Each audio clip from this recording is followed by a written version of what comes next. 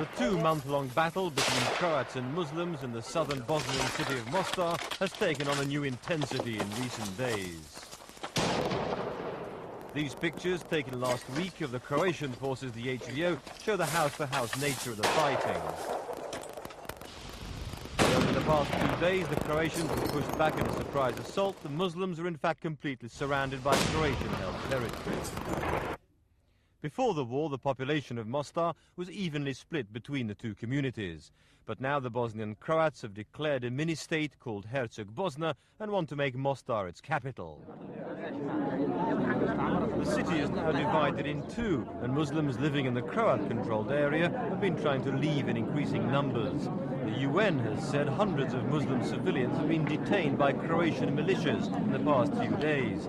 It's also claimed that these militias are being reinforced by soldiers from the Croatian regular army crossing into Bosnia. That claim has been denied. The Croatian Defence Council was the first defence organ to form in Bosnia-Herzegovina in regard to Serbian aggression.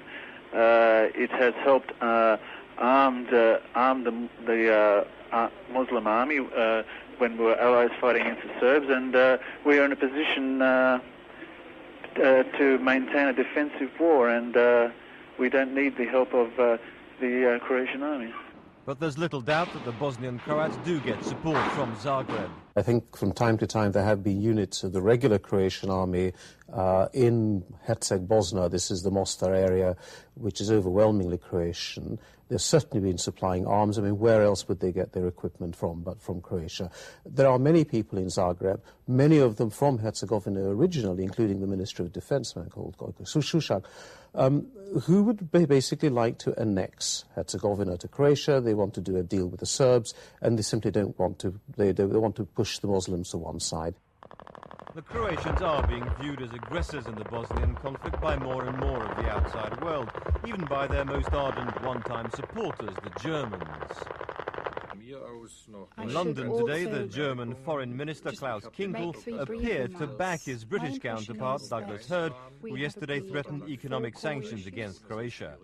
We, the Europeans, were very closely observing the way in which Croatia was acting on the issues of the region in which it is involved, especially in what way it is acting at the Geneva Conference, and that indeed the question of sanctions had already been in our minds, on our minds. The destroyed bridge at Maslenica has now become the focal point of new tensions between Croatia and Serbia, threatening a resumption of the war between those two countries. Last January, the Croats broke a ceasefire agreement and pushed the Serbs out of the area. Next Sunday, President Tudjman of Croatia is due to open a temporary pontoon bridge on the site. The Croatian Serbs say if it does so, they'll shell the area. The road linking the north and south of Croatia relies on the restoration of the Maslenica bridge. Rebel Serbs have formed the self-styled Republic of Krajina on a third of Croatian territory. In this latest flare-up, they've been shelling the city of Zadar near the bridge, also Osijek, the scene of bitter fighting in 1991, and Karlovac, a key strategic town just half an hour's drive from the Croatian capital, Zagreb. The UN, fearing another all-out war between Croats and Serbs, today called for calm. I'm very sorry, but they can't.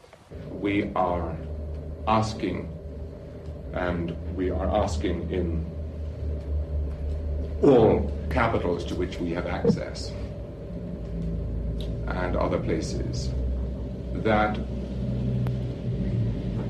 the maximum restraint should be shown by both sides at this time to enable a possible deal, an agreement, to be negotiated.